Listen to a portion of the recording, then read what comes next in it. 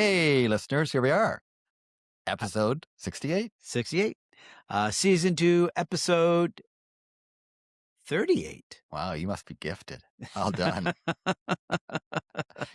Keeping track of it now. It's fast, coming out faster, paying attention to what's going on. We are. I mean, Yeah.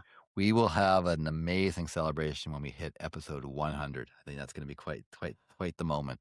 100. That seems far away. It. Why don't we celebrate when we get to It's only 40? I think you 40? should yeah. We're at 68. Okay. You aren't gifted anymore. Oh. I take it back. Oh my gosh. What I meant to say, I didn't mean 100 for this season. 70. Okay. We'll celebrate 70, celebrate 80, celebrate 90, celebrate 100. Okay. So every 10. And I like the excuse to celebrate. Excuse to celebrate. Yeah. I like that. That was a good one. Yeah. How you been doing? I've been doing well. Good. I've been enjoying. We've had some spectacular weather. We have. Really nice and warm. But we're getting much needed rain now. So the forests are happy. Hopefully it continues for a little bit. And my garden is happy. It needs a little rain too, right? But at night, do you lose sleep when you feel like the plants are going like, Martin, I'm thirsty. Yeah, get up at 5:30 in the morning and feed me. Get up and water the plants. Yeah. And I am trying those tromboncino zucchini this year. I talked about it a year ago on the podcast. They're the big ones. The giant zucchini. I think I said they were like your size. That's an exaggeration. Okay. I'm known for the hyperbole sometimes. I'm well aware of that, but they are huge. They're not the size of Roy. They're the size of 3-year-olds. Yes, that's it. There you go.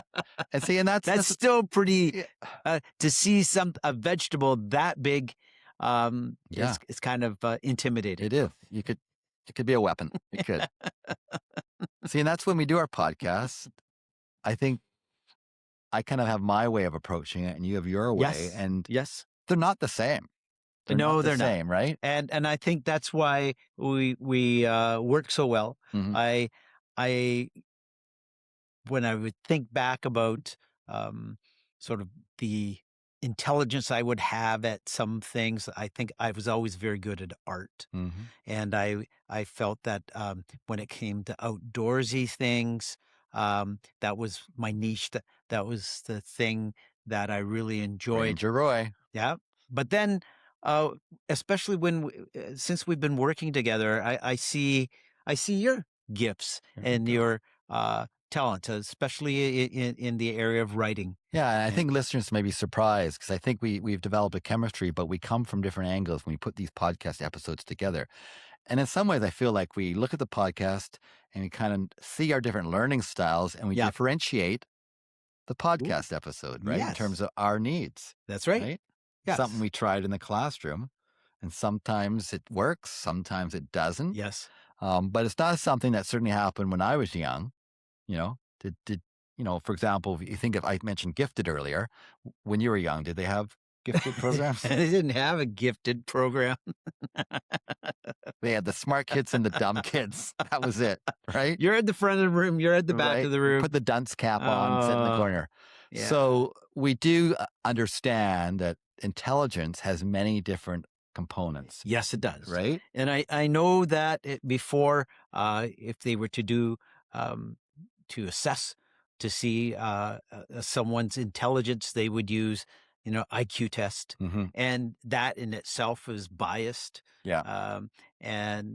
But now there are many ways to assess intelligences. And the example that I have in discussing it is Gardner's theory of multiple intelligences. Okay. Yeah. And that's basically saying there are different ways that we can be smart, not just one way. Yeah. And we can be smart musically. Right.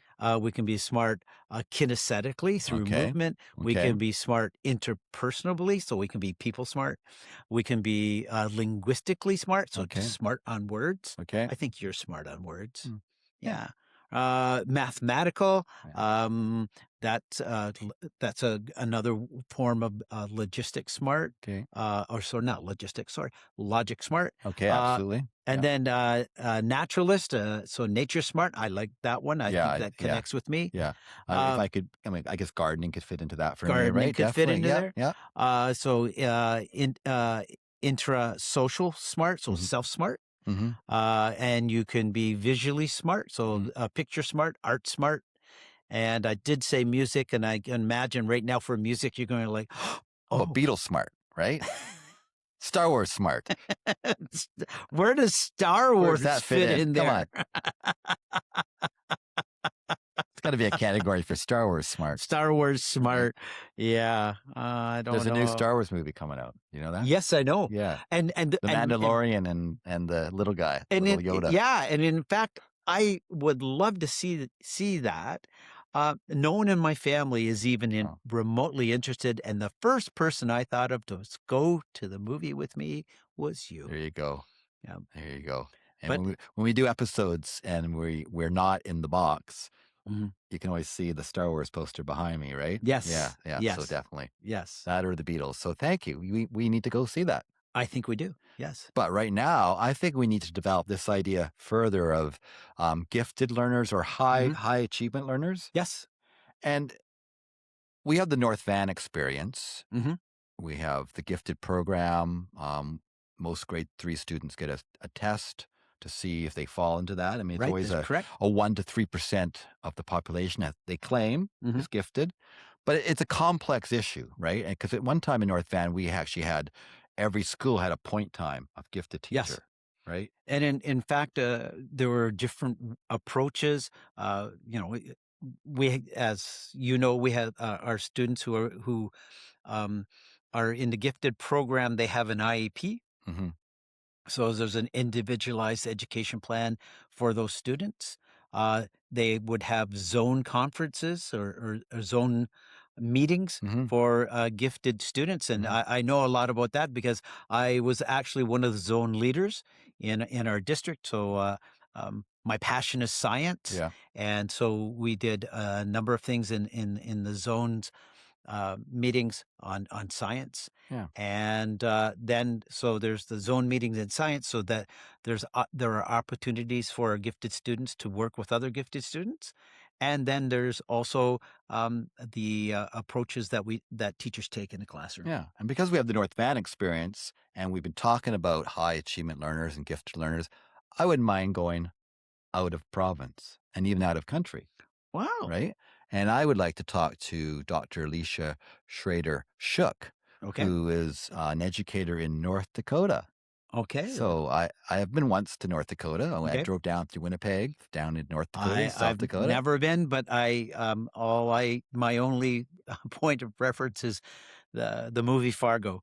Yes, yes. I think that's a lot of us. That's yeah. So let's go beyond our knowledge of Fargo and talk Okay. to Alicia, who is in North Dakota, Okay. and she is on the gifted committee for the state, I think, of North Dakota, Okay. and she's very involved, and she has elevated.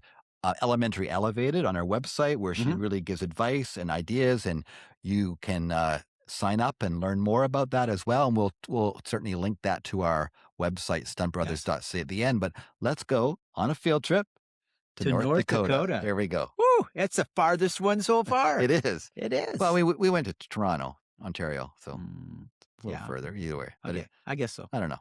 Yeah. Equally amazing. Okay. So today on After the Bell, we're going to North Dakota. Now, Woo! North Dakota is officially nicknamed the Peace Garden State. Is that true? Yes. Okay, it is. And I just found out it's a title adopted in 1957 to honor the International Peace Garden on its border with Canada.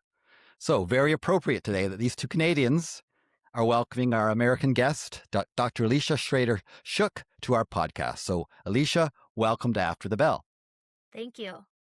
Now, Alicia is an educator, consultant, and founder of Elementary Elevated, where Alicia works with teachers to design engaging learning experiences for advanced elementary learners. Students that Alicia calls high-ability learners. Alicia has a Doctor of Education in Educational Policy, Planning, and Leadership, and a master's degree in educational psychology. Alicia presents nationally on gifted curriculum and differentiation and serves on the board of the North Dakota Association for Gifted Children. Alicia, you ready to have some fun? I am. Awesome. Well, that's great. We always start our podcast with what we call a ABC 1, 2, 3. It's just a quick icebreaker in the style of Stephen Colbert. It's a question. We're going to ask you questions. Just say the first thing that comes to your mind as the answer. Okay. I'm going to do the ABC. You do the ABC? Martin's going to do the 1, 2, 3. Okay. Okay. Here we go. So A, first grade or fourth grade? First grade. Okay. First grade. Why first grade?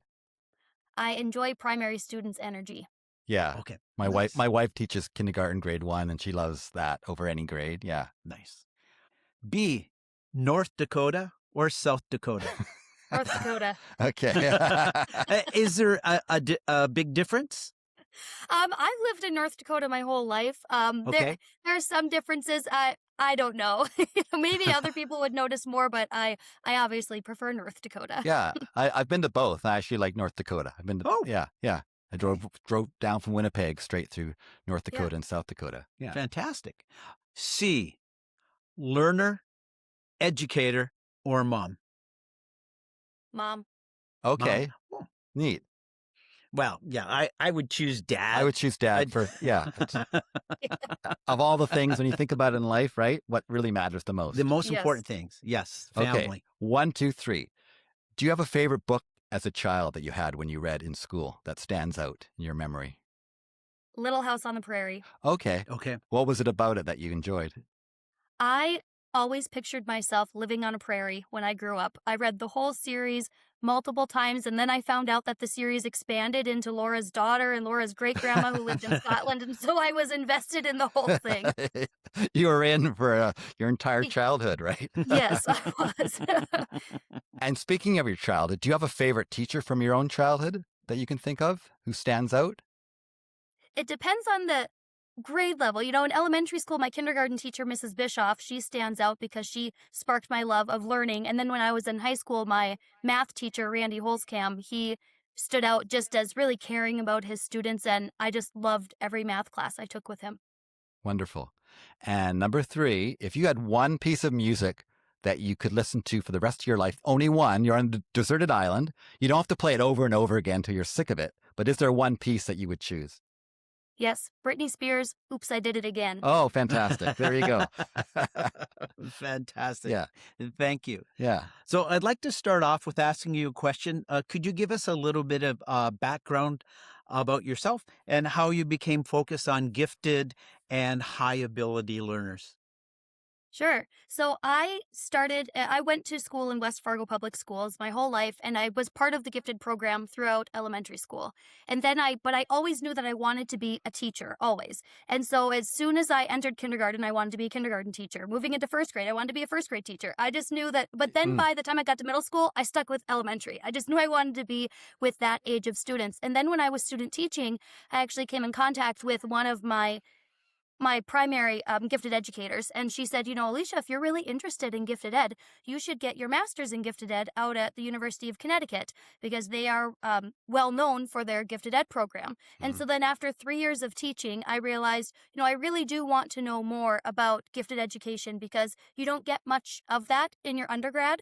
And then when you're actually teaching and you have to show growth with all of your students, I realized I really need to know more about how to have all of my students grow in, even the ones who are scoring at the top at the beginning of the year. And so then I pursued my master's degree, and while doing that, I actually switched positions from teaching. I taught first grade, then I taught fourth grade, and then for the last 8 years, I've been teaching gifted ed because once I started, I realized, no, this is actually my passion area, staying in this. And so once I finished up my master's, some of my professors from UConn said, you know, Alicia, you're pretty good at this, so you should get your PhD in this, and we'd love you to stay here. And I said, I don't think I'm ready to leave the classroom yet. I want to stay in the classroom. So I went to William and Mary out in Virginia, which their program is an EDD program, which meant that I could still teach while pursuing my doctorate degree. Oh, So then I finished up my doctorate also in gifted ed. And in that time, I had my first son.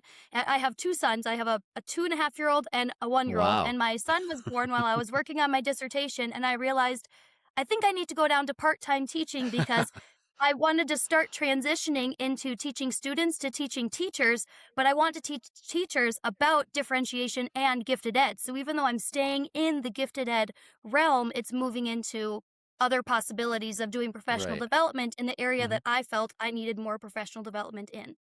Wow. I think that's a great thing to explore first too. 'Cause some people kind of get stuck in certain areas in education, and then that's what they do, but they don't really know other areas, right? So I think you were open to that, to Mhm. try and find your passion. Yeah, Wonderful. nice. Yes. It's a bit of a random question, but we've been doing a lot of issues and talks about attendance problems in schools. I don't know if there's any North Dakota perspective on this that you've noticed that kids are not attending like they did. It was, many thought it was a COVID issue kind of thing, but it seems to have continued. You may not have any connection to this. It's just something where we had an episode recently on it and want to know if what it's like in North Dakota. Is this an issue of concern You with know, I'm sure students? there's pockets of it, but Yeah. at our school in particular, we haven't noticed huge issues of it. There's always particular students that we have a concern about, but we have Yeah. kind of systems. We have a level, we call it SARB. It's like student attendance. And if they miss a certain percentage of school days, then we have a system for other people getting involved and trying Right. to get them to school. But it's not Okay. like a number one policy problem or things that people are really concerned about, I would say. Okay. Good. Okay. Thank you. Great.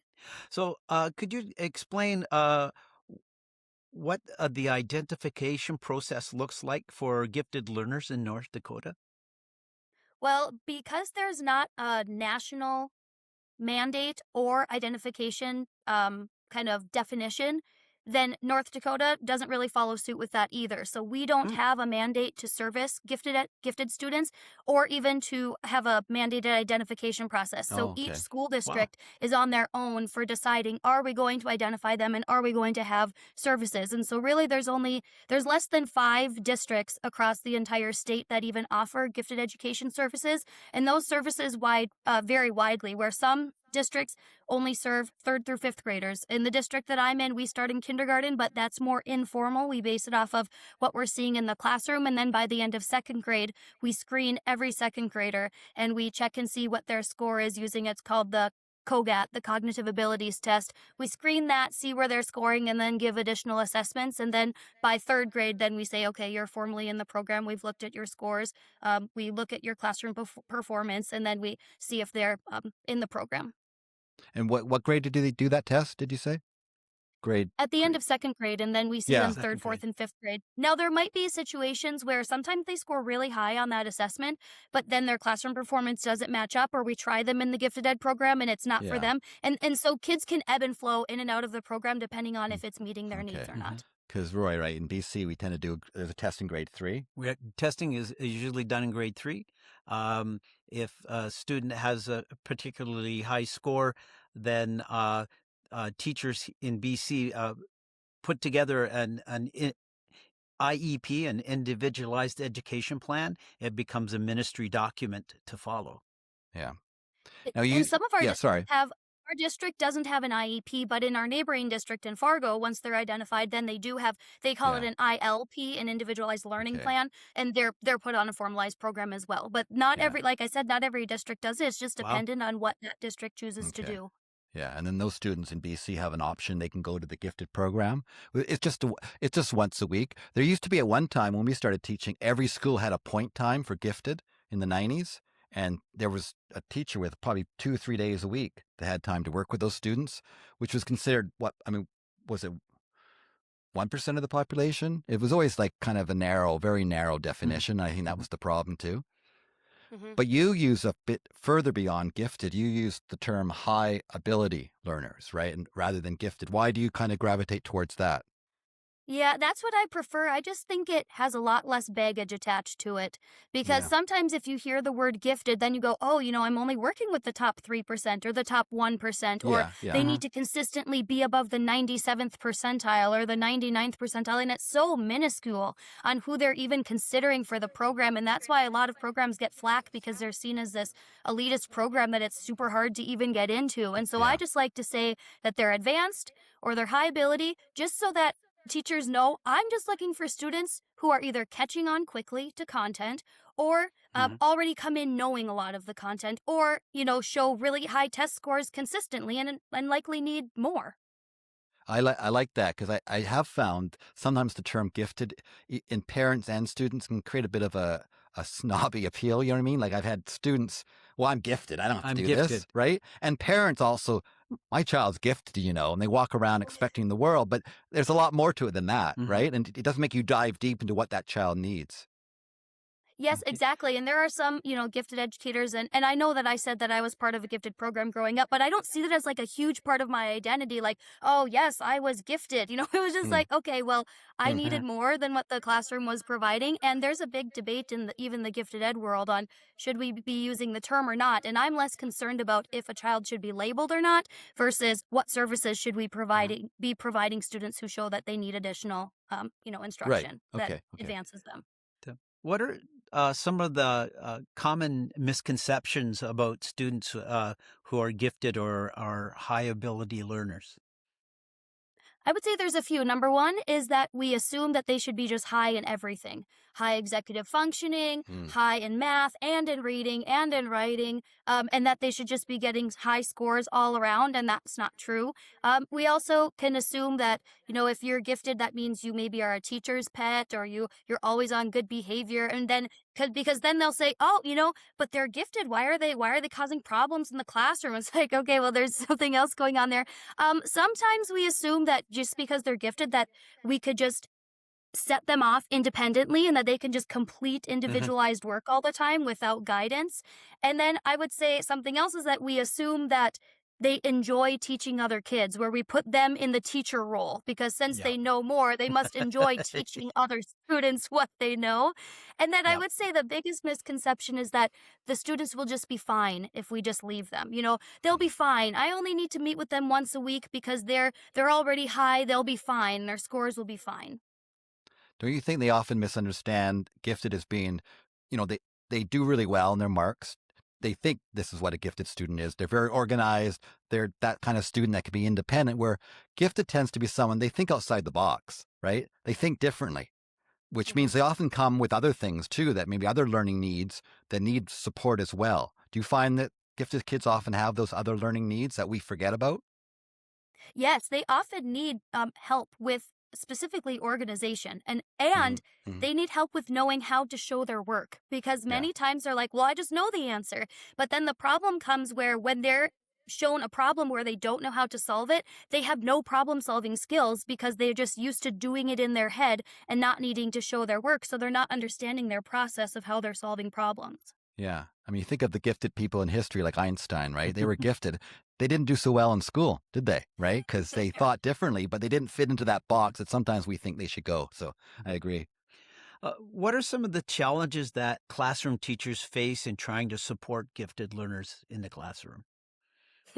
Well, number one is that most aren't trained in knowing what to do. Hmm. They lack they didn't get anything really in their undergrad, and then even the professional development that they do get while they are professional teachers is often not focused on what to do for high ability students. It's focused on a new reading intervention or their new strategic plan or the new school initiative, which often does not have anything to do with those high ability students. And so Mhm. we're asking them to complete a task that they haven't been trained in and that they don't feel comfortable with.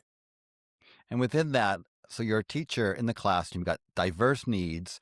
How do you balance that, meeting the needs of the high learners with those that are struggling in other areas? That is the today's classroom is complex. And how do you meet all those Yes. needs? Yeah, it's What do you say? extremely complex Yeah. because you even if you teach fifth grade, you might have a student in your classroom who's reading at a first grade level, and then you might have a student who's ready to read at a college level in Exactly. one Yeah. classroom. And how are you supposed to meet all of those needs? And so, Yes. what I often stress is to use pre-assessment data and just get a pulse on where your kids are at the beginning of each unit. That way you can see, okay, these kids can be grouped, these kids can be grouped. And if you could get them in about four groups, 4 or 5, depending on your class size, and then you could get, okay, these are my main groups here. And if if I lessen my whole group instruction and increase my small group instruction time, then I can make sure that I have rotations going on in my room. So if kids are rotating around, I can still be meeting with all the students, but I know how to group them because I've pre-assessed them. And just to get a sense of life in North Dakota, what your typical primary class, what's kind of the average number of students you would have? In younger, we try to keep it like 16 to 18 Oh, students. wow. Wow. Okay. That's low. In primary, and then when Yeah. they're in upper elementary, we can go up to like 28, 29, but that is very challenging But if it's that many. those sound, I think, better than other parts of the U.S. Those are pretty good numbers, I would say. Yeah. In BC, it's the maximum number for primary is for kindergarten, it's 20. Then it's 22 for up to grade 3. And then intermediate up to grade 7, if it's a split class, it's 27. 27. And then 29 if it's Mhm. straight class. But like in today's world, I think class size matters, right? And Yeah. it's that Yes, when I hear those numbers, especially I think that's fantastic. we're at a Title I building, and so that also impacts it. If you're higher in a higher poverty environment, Oh, okay. then that's what we call Title I. So And Title if One you're a is Title what? I school, it means yes, you have a certain percentage of your students who are qualify for free and reduced lunch, Okay. and so your needs are very diverse in that kind of building. You often have higher Absolutely. needs schools, higher behaviors, and so you just have a lot more support systems in place. Yeah. Okay. That makes a lot of sense. Yeah. Nice. How can parents best advocate for their high ability child without creating unnecessary pressure on the child Well, and the classroom teacher? yes, I think number one is don't expect perfection from your child because you aren't perfect as an adult. And so it can be really hard to be constantly moving the goalpost and moving the expectations higher and higher for your child. And so when approaching the teacher, I would just first ask and say something like, how is my student doing in the classroom? How are they? Are they showing growth? Because if you ask it as are they showing growth, not are they showing proficiency, then that shifts the conversation into what is happening so that my child is growing.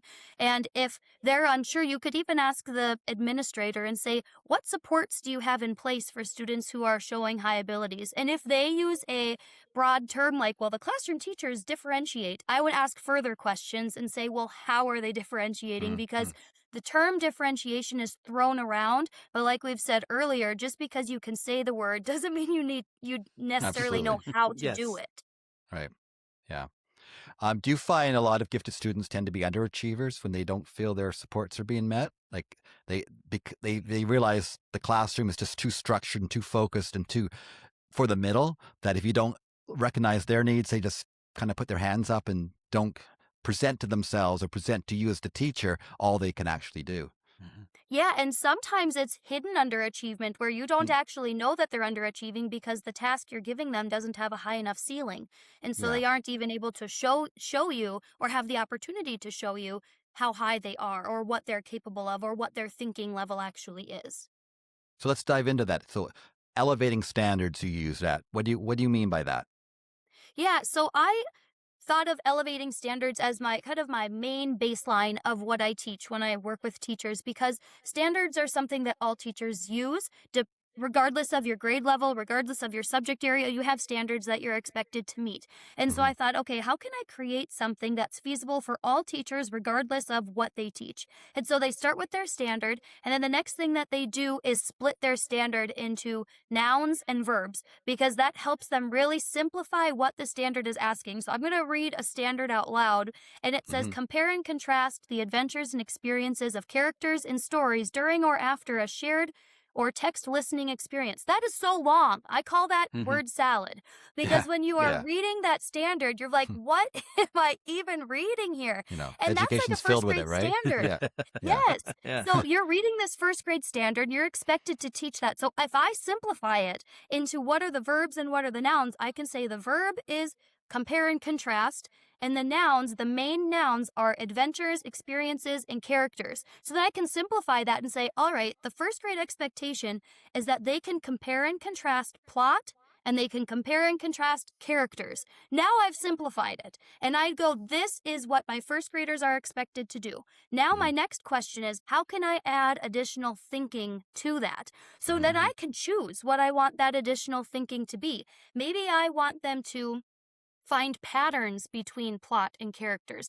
Maybe I want them to find patterns, but of specific problems that we're finding, or patterns in the ending of stories. And then in North Dakota, we have really long winters. And so maybe we might have a winter themed story analysis. And how are problems the same in winter stories? Or what's the perspective that you often see in winter themed stories? Or how does what kind of changes occur in winter themed stories? So you can tack on additional layers while keeping the same foundation and keeping the same standard in place. Yeah. Okay. And how do you build choice and autonomy into designing the learning standards for students? Yeah, what's really hard when we say, well, we're going to do a bunch of choices, and it ends up kind of turning into how many fun projects can we do? And it turns into things that kind of have lower level thinking. So if Mm. they say, like, well, one of your choices is going to be to design a word search, or one of these is going to be to do a diorama, but it's just kind of recall information that they're asked to do. So if you keep your choices aligned to what your new elevated standard is, so if you are now finding patterns among change within winter themed stories, then you might say, okay, you can do some writing that Mhm. copies the patterns that you are noticing, or you can do a speech about it, or you can create a picture or a collage that replicates patterns. And so, as long as the product matches the thinking, then you're on the right track. Or if you're just doing, if you want to offer choice in a different way, and you say, okay, your job is to find patterns between these two stories, and you can offer like 2 winter themed stories, 2 rainforest themed stories, and 2 like frog and toad. Like, you could choose whatever stories Right. you want, Of course. but Yeah. give them choice among the stories, but the prompt is still the same. Then that's Yeah. offering intentional choice without it just turning into kind of fluff. Which happens when it's just pure choice, right? Sometimes Yes. teachers fall into that, right? It's just pure choice. Do what you want, and then you'll get 25 different ways of doing it, and they're not all the same quality, right? Or else Yes. didn't meet the needs, right? Yeah. Yes, and this is a perfect example of teachers being told to do something without being trained how to do it. Hmm. They're told, oh, the next big thing is we have to offer student choice and autonomy. And they're like, okay, well, how do I do this? Because I don't have Yeah. time to create 25 different projects. And then because they weren't trained on it, they let kids kind of choose, and then they end up getting low level things because the students have free for all choice. Yeah. I mean, Roy and I have taught a combined 70 years. If you put our teaching together, and you'd get whiplash if you kind of see all the change that happens in Mhm. education, right? You have to kind of just, okay, what are they really saying here? Get to the heart of it. And what does it mean in the classroom? How do you put that into action? And so Yes. often, I think, especially sometimes new teachers hear all this stuff and they're going back and forth, changing, and they don't really know what it means. And I feel for them that it needs to be laid out the way you just laid out, right? Yes. Yes, because if something is too open-ended, I just, if something's too open-ended, you're going to get crap. And so Yeah. sometimes you just really need to give specifics, and you need to give Yeah. examples, because Yeah. too often when teachers are trained, they'll say, well, we don't want to tell you exactly how to do this because we want, teaching is an art. You need to use your creativity. Yeah, but if you give me nothing, I don't Yeah. have a baseline to go off of. Yeah. So, lesson planning, how do we build engaging lesson plans from elevated standards? And I know you've talked about including AI that can save time while enhancing instruction. Yes. So when I start with what my learning objective is, once Hmm. I have my learning objective, then I can use AI and I can say something like, hey, this is my learning objective. Or if you even have trouble creating elevated learning objectives, you can use AI to help you with that. And you can say, this is my baseline standard.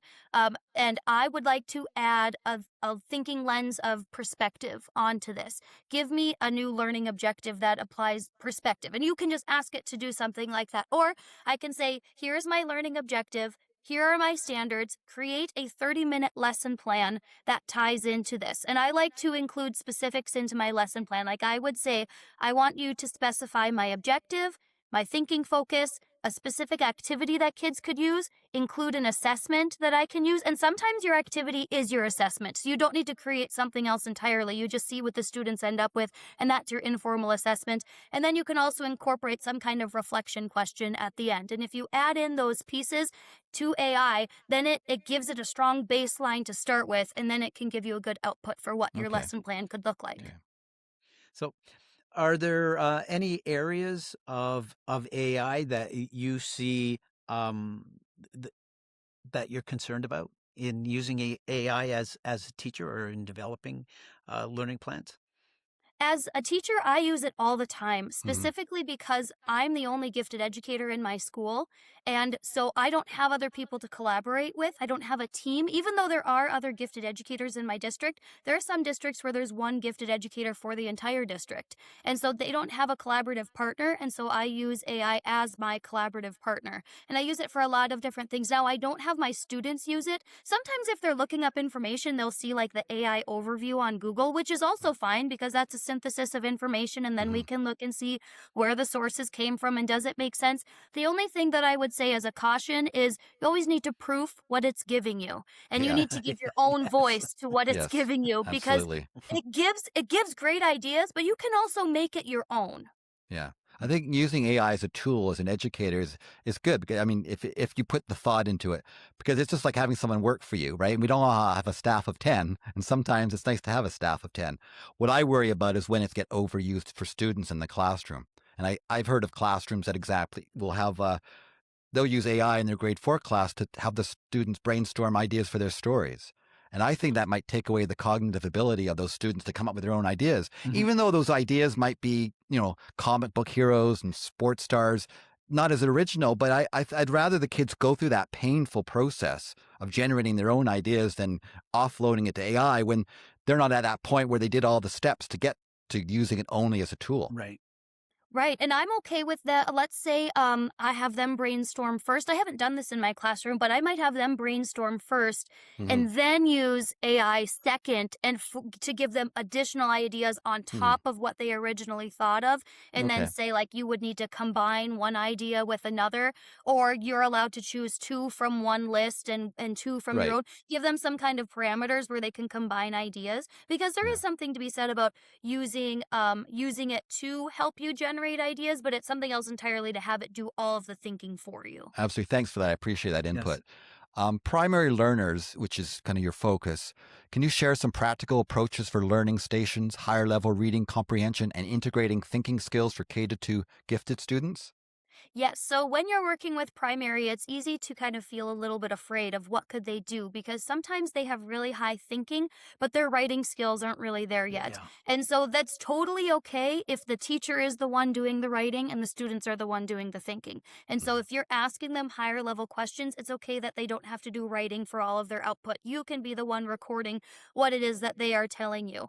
You can also do something where you're using similar graphic organizers that, if you have your beginning, middle, end graphic organizer, you can just add one extra column to that graphic organizer called like change Mhm. or perspective. What are some perspectives of the beginning and the middle and the end? What are some changes that happened at the beginning and the middle and end? And giving them an additional layer to think about so you're not having to create something else entirely and you're using something that they're already familiar with in the Right. classroom.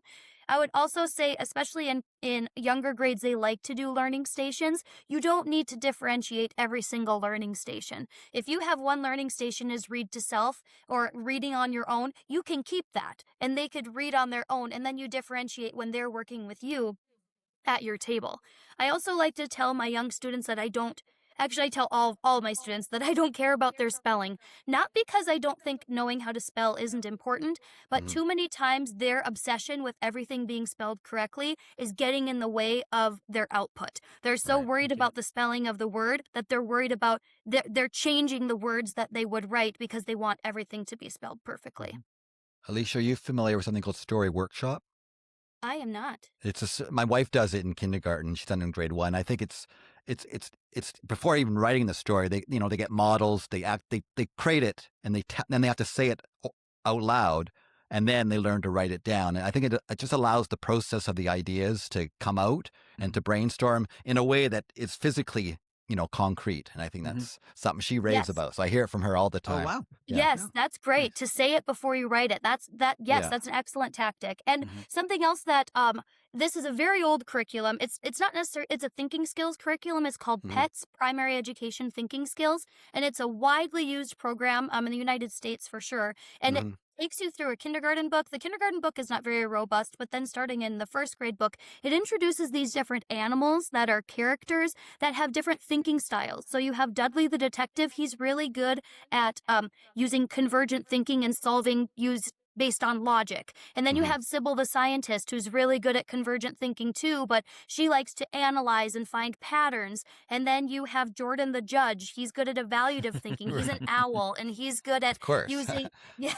Of And course then he you is. have you have Isabel the inventor and Yolanda, who is a spider who's really good at storytelling. So anyway, you introduce these characters, and these kids really latch on to these characters. And so if I'm teaching primary, I might use a certain standard and then think of what character I can tie to that standard to spark a certain kind of thinking. So when the kids come into my room, I might say, today we're going to think about beginning, middle, and end, and we're going to try to find patterns. Who's really good at finding patterns? Sybil the scientist is good at finding patterns. Okay. So we're going to we're thinking like Sybil today. And then the next time they come in and we go, Yolanda is so good at writing stories. And so today you're going to write your own winter themed story just like Yolanda. And so if you can tie the character to the standard and how you want the kids to think, they get engaged and they're like, yes, I'm going to be really good at this. Nice. Good. Alicia, what advice would you give a teacher who is sort of not sure or unprepared to support high learning, gifted students in the classroom? Yeah, I would say my number one recommendation is to find things to read on it. There are lots of books that have been written. Now, I know we might say teachers don't have a lot of time for that, but I learned so much from the things that I've read that I would never not recommend reading. Yeah, So absolutely. if you find some literature out there on it, that's what I would say. But I would also say advocate for yourself in your building. Ask for PD on that topic. Ask your administrator and say, hey, I would really like some professional development on how to differentiate for my high ability students. I'm really wanting to know more about this. I think this would be valuable for our staff. How could we find some kind of professional development on this? And even if that's a no, then I would say find somewhere to start in your classroom. You don't need to start everywhere.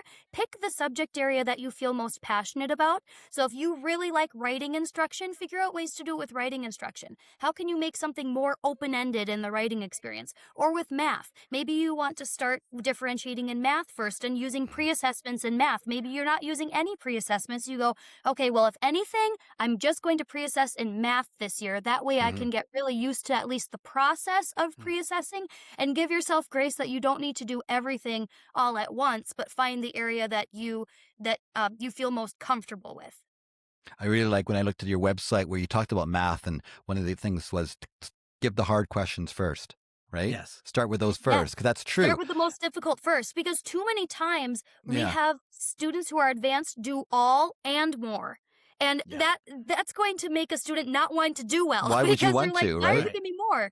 Yes. So start with the most difficult. And when I was student teaching in middle school, I did this, and I told them at the beginning of the lesson, I'm going to ask you the most difficult problems first. And if you can do them, you are exempt from the rest of the assignment. And that automatically got everybody in the class more focused during the lesson, because they were like, yes, I'm going to do less work here. Yeah. So often, you're a high achiever and you just end up getting more work. Yes. Right? Yes, who That wants didn't to do help you, that? right? Yes. So you're going to learn to underachieve, aren't you? It's human nature. It would be like telling a teacher, you're so good at teaching, you have to do your lesson plans and the person next to you's lesson plans. And we'll give you 10 extra students, right? Yes. So Alicia, if people want to know more about you, where can they go to learn? Because you're so enthusiastic about this. It really shows, and we appreciate that. And where can we find more out about you?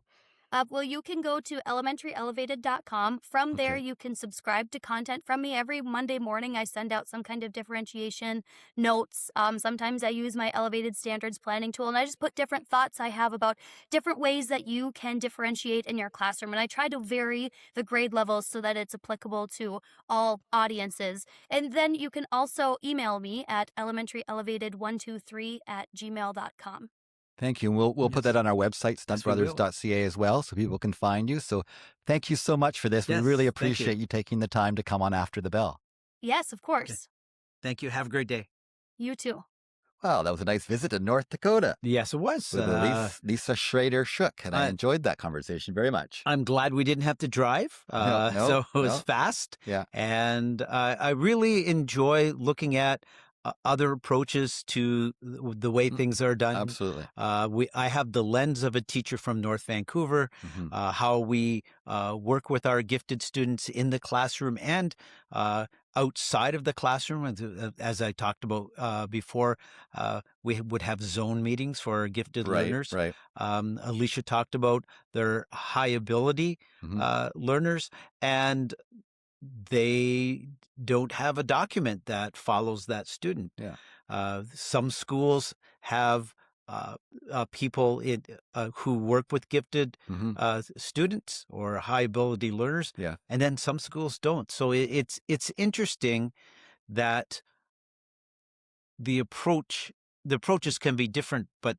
what it comes down to fundamentally is we're trying to meet the needs of our students. Yeah, trying to differentiate, as we use that word, right? I Yes. guess trying our best, but some people say it's not possible anymore, right? So we know we're the talking heads now, right? We bring in the talking heads, but we don't have to put it into practice. So we always ask our listeners, share what it's like for you, right? Yes. What do you feel about gifted and high ability learners, right? Is it working? Are there things that could change? How could you best meet their needs? Yeah. So, we want your comments. Go to stuntbrothers.ca, wherever we post in our Facebook After the Bell group, on TikTok, wherever you see us. We're all over the place. It's annoying almost. Everywhere you turn, there they are. Let us know, right? And don't forget to give us a rating when you listen to our Yeah. podcast, right? Give us a rating on Spotify, Apple. We really grow when we have people who go on and give us a rating. Yeah. But I like the idea of going around the world and just going, this works, that works. Yep. Don't want to do that, right? And there's nothing Right. wrong with that. Right. I mean, that's how you can get the best assessment of how to meet the needs of anyone. Mhm. Is it's not just one thing. That's multiple approaches to finding ways to support those, in this case, the students. Yeah. I would love to hear about the successes that that teachers have had in providing for gifted learners in the classroom. Have you done the gifted students just together as a group? Have you provided opportunities for leadership in a group? Mhm. Uh, Really, the feedback is what really would give us some great opportunities to discuss this more. And have you tried what Alicia talked about was like in math, for example, giving the harder questions first? No. Right? Not such a bad idea to kind of do Yeah. that first and see their abilities. But then what do? I can see someone say like, "What? You give them the harder questions first, so they answer the 10 questions, and then what do I do?" Yeah. Well, Well, hopefully you got a bit of a challenge for them to work on, yes. right? Rather than just more work that they see as something going, why would I want to do just extra questions? Yeah. Right. So that's the balance and that's the challenge. And we know you're faced with it every day. So thank you, Alicia, for coming on After the Yes. Bell. We really appreciate it. And thank you, listeners, for continuing to support us. And we want to hear from you. So chime away. Let us know what you Yes. think. Stay healthy, stay happy, stay fit, and we'll talk to you next time on After the Bell. And give us a rating. Yes. Take care. Bye.